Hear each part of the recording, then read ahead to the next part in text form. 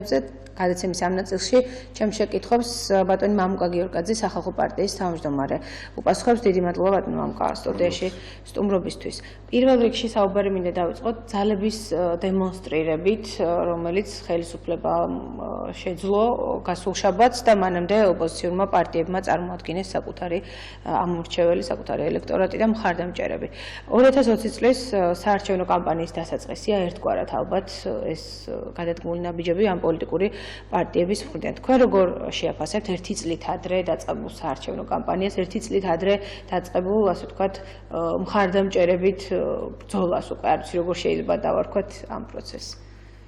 ჩვენ ვერ დავეთანხმებით გავრცელებულ აზრს, რომ ხელისუფლებამ სიძლიერე გამოაჩინა 14 დეკემბრის აქციის ორგანიზებით. პირიქით, ჩვენ მიგვაჩნია, რომ მან თავისი სისუსტე გამოამჟღავნა.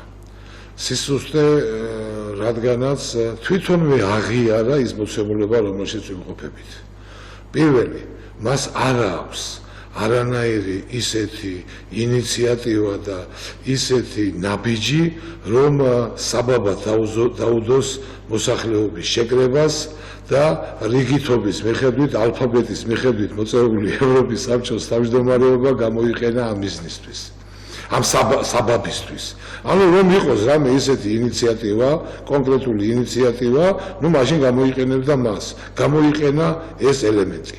მეორე, გამოამჟღავნა მისი უნიათო თუ უსუსური თუ არათანმიმდევრული, არამიზანმიმართული დამოკიდებულება საერთოდ დასავლურ ორიენტაციასთან დაკავშირებით, იმიტომ რომ არ არის საჭირო ისტერიკა დასავლეთისკენ მიდიხარ თუ არ მიდიხარ და რამდენი კილომეტრი დარჩა ევროპამდე, არამედ გააკეთე საქმე, რომ ჩვენ ვიგრძნოთ, რომ ცხოვრობთ ისე როგორც ხალხი ევროპაში და ელემენტარულად ტელევიზორში თუ პირადად როცა უყურებთ იმ ადამიანებს, ქუჩაში დადის ბედნიერი ხალხი, რომელიც მეორე ადამიანს უღიმის და თუ მეორე ადამიანს ოდნავ ფეხი შეეშლება, მაშინვე ხელს შეაშველებს. ჩვენ ხედავთ აქვთ გამწარებულ, გაბოროტებულ, გაუბედურებულ ადრეულ მოსახლეობას და შესაბამისად. მესამე, აჩვენა თავისი უსუსურობა, რომ მას არ შეუძლია ქვეყანა შესთავაზოს პოზიტივი და ისევ მუშაობს ნეგატივზე. ხელისუფლება ოპოზიციას უწყობს მიტინგს და ხელისუფლების მთავარი მესიჯი, გზავნილი მოსახლეობისადმი იყოს ის, რომ ნაცები ცუდია, ეს იმას ნიშნავს, რომ შენ არაფერს არ თავაზობ და არ შეგიძლია შეთავაზო ხელისუფლებას. და მეოთხე, ახლა ადმინისტრაციული თუ ფინანსური რესურსი გამოიყენო იმისთვის, რომ დანარჩენი მოსახლეობა დაამცირო. ეს ყველა შეუძლია და ახლა ეს პარტიული ხარჯები, რომ სახელმწიფო ხარჯებია, ყველა მიცეს, იმიტომ რომ საბჭოთა სისტემაში, რომელშიც ჩვენ დღეს ვიმყოფებით, სადაც პარტია, ხელისუფლება, პარლამენტი, მთავრობა, სასამართლო, ბიზნესი, ეს ერთი და იგივეა და შესაბამისად ერთი ჯიბიდან ამოიღებ თუ მეორე ჯიბიდან ამოიღებ, რა მნიშვნელობა აქვს, ეს ყველა ძალიან კარგად ვიცით და როდესაც ამის გაკეთება გიწევს, კიდევ ერთხელ უსუსურების გამოხატულებაა და ყველაზე მნიშვნელოვანი ამ შემთხვევაში რა, პოლარიზაციის ხელშეწყობა. ანუ ხელისუფლება თვითონვე გამოჩნდა როგორც საზოგადოებრივი პოლარიზაციის ორგანიზატორი, იმიტომ რომ კარგი მესმის არ გინდა ნაცმოძრაობა, თუ ევროპაში მივდივართ, ევროპა ეს არის თანხმობა, ერთობა, სოლიდარობა ადამიანებისა, ელემენტარულად რატო აწყო პარტიულ ღონისძიებას, როცა შეგიძლია საზოგადოებრივი სახალხო ღონისძიება გახადო და შესაბამისად ვიზეიმოთ ის, რომ ჩვენ რაღაც ნაბიჯები გადავდგით და თუნდაც ის რომ რიგითაც გვიწია თუ ალფაბეტის მიხედვით, მაინც სასიამოვნოა თავმჯდომარე ჩვენი ქვეყნისთვის დამატებითი შესაძლებლობებია და შესაბამისად ჩვენ ერთი მხრივ მოსახლეობას და მეორე მხრივ მსოფლიოს ევროპას გააგებინე, რას აპირებს შენ ამ თავმჯდომარეობის ამ პერიოდის განმავლობაში, რა ვადაშიც შენ გიწევს თავმჯდომარეობა. გამოდი პოზიტივით, შეკრიბი ადამიანები, ჩაუნერგე მათ ის ღირებულებები, რომლისკენაც ჩვენ მივისწრაფით, სამწუხაროდ სიტყვით ვამბობთ ერთს, საქმით მეორეს და აქციას ვიწრო პარტიულ ღონისძიებად და ეს ყოველივე, ანუ როდესაც ასე იქცევი, ესე იგი არაკონკურენტუნარიანად მიგაჩნია შენი თავი. როცა ასე იქცევი, ესე იგი საზოგადოებაში გძნობ, შენ თვითონაც იცი, რომ პრობლემები გაქვს და მხოლოდ და მხოლოდ ლოზუნგი ის, რომ ნაცებზე უკეთესი ვარ, არ არის საკმარისი იმისთვის, რომ შენ გქონდეს ის სადავეები, რასაც ქვეყნის მართვა ეს ღონისძიებაც იყო, თქვათ იმ დამოკიდებულების გაგრძელება, რაც თქვა ბოლო პერიოდში ირაკლი ყუბახიძემ გაახშირა, ჩვენ 60%-ს მივიღებთ. თავის თავს აჯერებს ხელისუფლება, რომ კვლავ უმრავლესობით უნდა მოვიდეს 2020 წლის საპარლამენტო არჩევნებით ხელისუფლებაში. რა პოლიტიკის მატარებელი, რა გზავნილია ეს საზოგადოებისთვის? ხელისუფლებას ერთადერთი გზავნილი აქვს საზოგადოებისთვის. დათხრონ ისინი. რომ მუდმივად უმტკიცო რომ მე ძლიერი ვარ, მე მაგარი ვარ, მე ნებისმიერ ამის გადამწყვეტი ვარ და მხოლოდ ჩემზე უნდა კონდეს ორიენტაცია, აი ეს ყოველივე რასაც მოსახლეობას ეუბნებიან, ერთადერთი რაც მიზანსაც ემსახურება, ეს არის ერთის მხრივ საზოგადოების დადგმა და მეორე მამობილიზებელი ფაქტორი თავისიანებისათვის. რომ ვისაც გინდათ ხელისუფლებაში ყოფნა, ვისაც გინდათ ნომენკლატურა. ჩვენთან ხო აი აქ პატარა ასე ლირიული გადახვევა, ჩვენთან ხო ელიტა არ არის არც ერთ სფეროში, ჩვენთან არის ნომენკლატურა. ანუ თუ ხარ ნომენკლატურაში, ავტომატურად ხარ ელიტაში. ნებისმიერ სფეროში. აქედან გამომდინარე, რომ მესიჯი რომ აი მოდით ნომენკლატურაში და თქვენ იქნებით ელიტაში, თუ წერთ ლექს ყველაზე კარგი და ბეჭვადი პოეტი იქნებით, თუ თამაშობ ან ორგანიზატორი ხარ სპორტული ყველაზე კარგი მოთამაშე და ორგანიზატორი იქნებით. აი თუ ხელოვნების მუშაკი ხარ შენ სფეროში, თუ სამეგინდა თანამდებობაზე მობრძანდით ბატონო და აქ აი ეს რა ქვია ერთი მიმართულება, რომელზედაც ხელისუფლებას უნდა რომ ყურადღება გაამახვილოს და მეორე მომენტი რომ აი ფსიქოლოგიური ზემოქმედება უკვე არა მარტო საქართველოს მოსახლეობაზე, არამედ საერთაშორისო ორგანიზაციებზე რომ აქ ჩვენს გარდა სხვებზე ნუ აიღებთ აქცენტს და ის თუ ჩემთან არ დაამყარებ კავშირს, ეს ავტომატურად ნიშნავს იმას, რომ თქვენ ვერ შეძლებთ ფუნქციონირებას. ანუ აშანტაჟებს. აი ეს სრულად კორეის თემა არის, ეს ირანის თემა არის, ეს არის იმ ქვეყნების, ასე ვთქვათ, საბჭოური მართვის მოდელის, აი რუსეთის მართვის მოდელის თემა შემოტანილი და ამას როდესაც დასავლეთი ამას უყურებს, ელემენტარულად ფიქრობს, რომ ის პროექტები, რომელიც დაგეგმილი ქონდა, შეასუსტოს, ფიქრობს, რომ ეს ხალხი მაინც რუსულ ორბიტისკენ მიდიან და ჩვენ რატომ უნდა გადავდგათ ასეთი ნაბიჯები? მოდი, რატომ ვიცვალოთ? მოდი ხომ არ დაველაპარაკოთ პირდაპირ რუსეთს. და როდესაც რუსეთს დავათმობინებთ რაღაცეებს, ავტომატურად შემდეგ უკვე საქართველოში სხვა ასე ვთქვათ პოლიტიკას გავატარებთ. აი ეს არის ძალიან დამღუპველი ქვეყნისთვის, ეს არის ძალიან შემაშფოთებელი ქვეყნისთვის და თუ ერთი მხრივ შეხედავთ, რომ ნახე რა ძლიერია, მეორე მკუთხით თუ გამოვხედავთ, მიხვდებით, რომ სისუსტის გამოხატულება ის რაც ხდება. აი 8 წლის მერვე წელია უკვე ხელისუფლებაშია ქართული ოცნება, ამ ხნის განმავლობაში რა აკეთეს ამ ადამიანებმა, რა აკეთა ხელისუფლებამ, ვთქვათ, აი ხედავთ რომ პოლიტიკურ დღის მე საქმიანობაზე და შედეგებზე კი არ ვსაუბრობ. აი ხელისუფლებაში მყოფმა პარტიამ რა აკეთა იმისთვის რომ ხელისუფლება შეინარჩუნოს კვლავ თუნდაც. ვერც პოლიტიკური მე ასე მეჩვენება ყოველ შემთხვევაში დღის წესრიგი ვერ შექმნა ვერასდროს. ვერც ერთი კრიზისი ვერ დაძლია ვერასდროს პირიქით. თავიდან ბოლომდე ჩაერთო ამ კრიზისში და ყოველ ასეთ ჯერზე მხარდამჭერებიც იკლებს მისი და მისი მხარდაჭერაც საერთაშორისო საზოგადოების მხრიდან, ხო? აი რაში დაიხარჯა ეს 7-8 წელი ჩვენი ქვეყნის ცხოვრებიდან? თორე ის პოლიტიკოსები ცალკეული მიდიან, მოდიან, ხან არიან ხელისუფლებაში, ხან არ არიან ხელისუფლებაში, მაგრამ ჩვენ ძალიან მნიშვნელოვან დროს ვხარჯავთ როგორც სახელმწიფო. პირველი, ამ ადამიანებს არ აქვს მოაზრება რა არის ქართული სახელმწიფო და რა რესურსია ქართული სახელმწიფო, რა შესაძლებლობებია ქართული სახელმწიფო უშუალოდ მათთვისაც და მთელი საზოგადოებისთვის. აი ამას ისინი ვერ ასრულებენ. მეორე, არ აქვს მიბმა საქართველოსთან.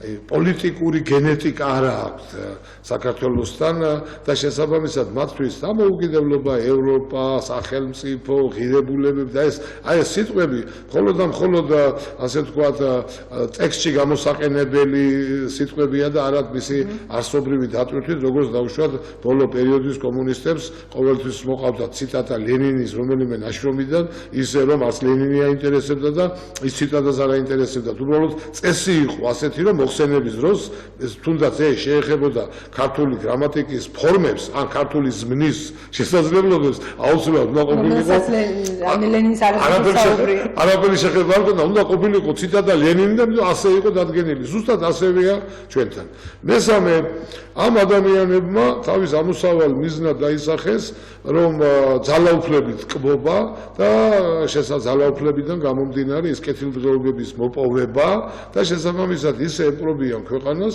როგორც დამპყრობელი ეპყრობა მაქსიმალურად გამოწურონ თავიანთი პირადი კეთილდღეობისთვის და აქაც იმასაც ვერ აცნობიერებენ რომ როდესაც ყველაფერი ამას თვითონ შვილისთვის აკეთებენ იმ შვილს რომ გაუბედურებულ ქვეყნის სახელით მოუწევს ცხოვრება რა მნიშვნელობა საქართველოს იქნება თუ მის ფარგლებს გარეთ და რა პრობლემების წინაშე აღმოჩნდება ისიც და რადგან ასეთი ცხოვრება და თუ კი გარშემო 100 კაცი შიმშილობს შენ რა თქინდა სუფრა რო გაქვს სახში ეს უკვე ფსიქოლოგიურ მორალურ რაღაც ნეობრივ კატეგორიაში გადადის და საერთოდ ასე ვთქვათ ცილდება ადამიანურ საზღვრებს ამავე დროს ტაქტიკა შეიმუშავეს ძალიან საინტერესო სპორტული ფეხბურთის კომენტატორის ზენით რომ ვთქვათ არ თამაშობს პირველი პოზიციიდან თამაშობს მეორე პოზიციიდან დღეს ასეთი შექმნა დაუთმო ოპონენტს ნაცებს და თვითონ ასე ვთქვათ კონცერტებაზე მუშაობს და თვითონაც ეს ყოველივე გამომდინარეობს იქიდან თვითონაც იცის რომ პოზიტივის შექმნა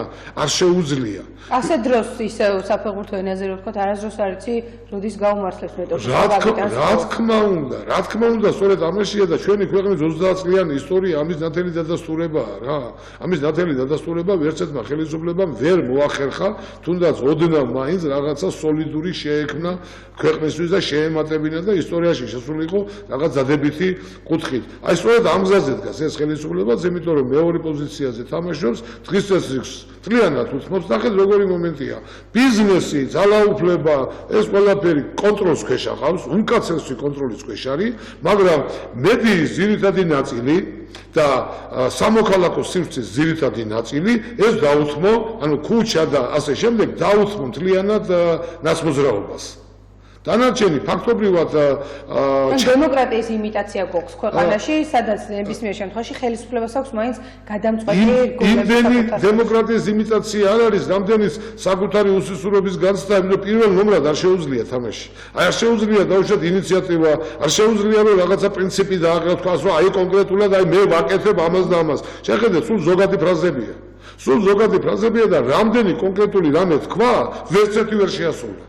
ვერც ერთი ვერ თუნდაც ის რომ უკვე 8 წლის განმავლობაში 15-ჯერ გადავტეხე ნაცმოძრაობა ხერხემალშია ესეც ვერ შეასრულა და დღესაც ეს პრობლემა ანუ ვერც ერთი კონკრეტული ნათქვამი არაფერი არ არის ტარიფებზე არაფერი არ არის აფხაზეთის და ცხინვალის თემასთან დაკავშირებით არაფერი არ არის საუბარი ეკონომიურ გარღვევასთან მხოლოდ ზოგადი ფრაზები და კონკრეტიკა ვერც ერთი ანუ ის არ არის პოზიტივისკენ შესაბამისად დაუთმო ნეგატივს დაუთმო მთლიანად მოედანი, ოღონდ ფინანსები და თვითონ აკონტროლებს, ასე ვთქვათ, და ძალოვანი ფინანსური ეს მიმართულებები და შესაბამისად დაუთმო და თვითონ თამაშობს იმაზე, რომ აი ამ აქტიური ხალხს ჯობი ვარ ნამდვილად. აი ეს ტაქტიკა აქვს არჩეული, ეს ტაქტიკა აქვს არჩეული მას, შესაბამისად ასეთი ადამიანები შემოიკრიბა, რომ უმეტესი მათგანი პრეზიდენტიდან დაწყებული, რა დეპუტატის საკრებულოს წევრი დამთავრებული ჯობია არ ლაპარაკობდეს საერთოდ.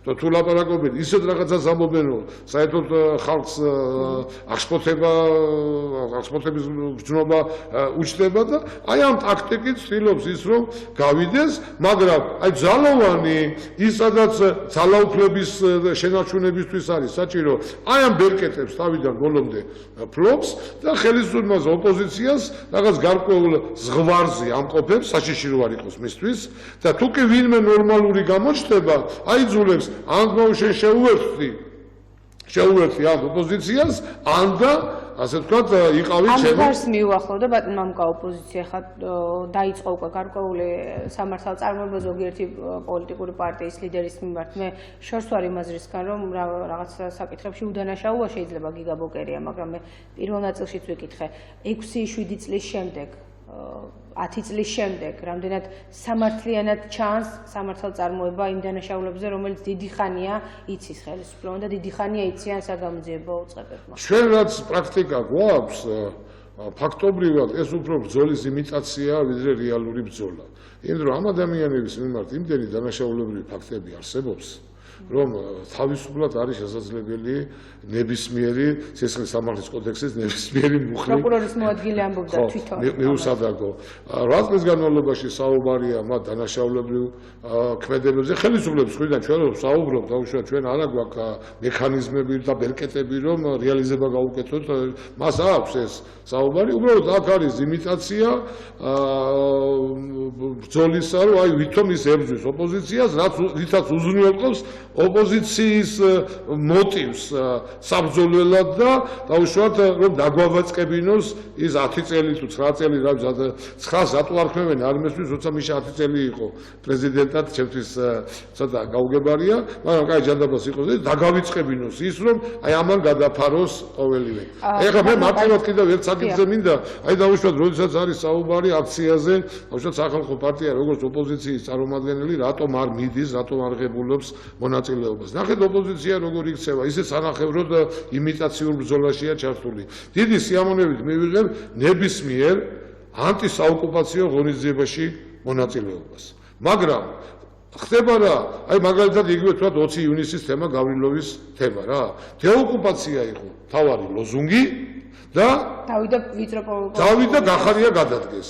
ჩვენ ვეუბნებით მე თუკი შენ პოლიტიკური ბრძოლისთვის დამახანო, ძალაუფლებისთვის ბრძოლისთვის დამახასიათებელ მოთხოვნებზე გადადიხარ, მე და შენ სხვა ვართ და მაშინ მახსენდება შენ რა იყავი ძალაუფლების ყოფნის დროს, მაგრამ შენ თუ დააყენებ პოლიტიკურ მოთხოვნას, აი მაგალითისთვის, რომ უცხო ქვეყნის მოკალაკე, რომელიც თემასთან მიმართების მაგალითი მომყავს, რომელიც არ ცნობს საქართველოს ოკუპაციას, არ უნდა შემოვიდეს საქართველოს ტერიტორიაზე. თუ ამ მოთხოვნას დააყენებ, მე მაშინ არ მაინტერესებს ვინ იყავი შენ გუშინ ამ მოთხოვნას, რადგანაც მე ვიზიარებ დავდგები თქვენ გვერდით. ისევე როგორც აი პროპორციული საარჩევნო სისტემას ითხოვ, მე მზათა ვარ, მე დავდგე თქვენთან პროპორციული საარჩევნო სისტემის გამო, რადგანაც ეს შემთხვევასაც მისაღებია, მაგრამ როდესაც შენ ამ დროს გამოდიხარ და ეკლესიის ლანძღვის თემა გამოგაქვს თავარ ლოზუნგად და ერთნაირ სქესიანთა ქორწინება ერთ-ერთ თავარ მოთხოვნად,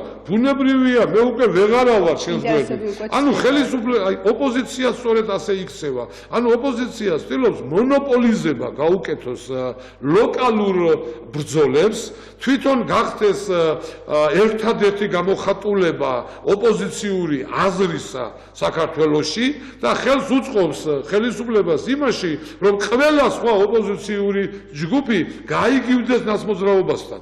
აი დღევანდელ ვითარებაში თუნდაც აი როცა საუბარი არის პროპორციულ სისტემაზე, შეგაიდეთ მამიშვილო, კარგი ხელისუფლება არ ცდილობს ფართო დისკუსიის მოწყობას. მოდი ჩვენ მოვაწყოთ ოპოზიციაში, აი შენ თუ მიგაჩნია ყველაზე ძლიერი ხარ, შენ გააკეთე ის პლატფორმა, სადაც მოვალ ვილაპარაკებთ შევჯერდებით, არ შევჯერდებით. სათამაშო ტაქტიკიდან გამომდინარე, რომელსაც უყურებთ ხომ თანხდებით, რომ ამ ორივე გუნდს აი სწორედ ეს მოცემული ორივე ცდილობს მონოპოლიზება გაუკეთოს და შესაბამისად აი ლამაზი მოთხოვნის მიღმა, მაგალითად როგორიც არის დეოკუპაცია, ან როგორიც არის პროპორციული არჩევნები, ამის მიღმა არ ცდილობს საზოგადოების სამოქალაქო კონსენსუსის მიღწევას და ისიც გიყენებს პირობას. ან შემთან შემოხვალ ხელის ბიჭად როგორც მრავალი სხვა 30 პარტია, ან და შენ იქნები გარიყული პროცესისაგან, იმიტომ რომ ხელისუფლებასთან მე მაქვს უსიტყვო თუ სიტყვიერი არ ვიცი ახლა ეს როგორ ხდება შეთანხმება და მხოლოდ მე ვარ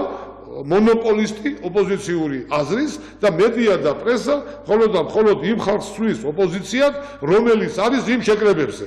და ეს დამოკიდებულება ხელისუფლების ერთნაირთა დამოკიდებულება თავის დროზე მარქსიზმის ერთ-ერთი ფუძემდებლური ნაშრომის, მარქსიზმ-ლენინიზმის დაპირისპირებულთა ერთიანობის შესახებ ამის კლასიკური გამოხატულება, იმიტომ რომ ორივე ასეთი ბოლშევიკური ცნობიერებით არის დღეს საქართველოში წარმოდგენილი პოლიტიკაში. ძალიან დიდი მადლობა მამკა საინტერესო საუბრისთვის. სახალხო პარტიის ლიდერი მამკა გიორგაძე საუბრობდა ობიექტივის დღის სტუდიის დასკვნის ნაწილში, რომელსაც ჟურნალისტი ანიკ კიკნაძე უძღვებოდი, მე გემშვიდობებით ნახვამდის.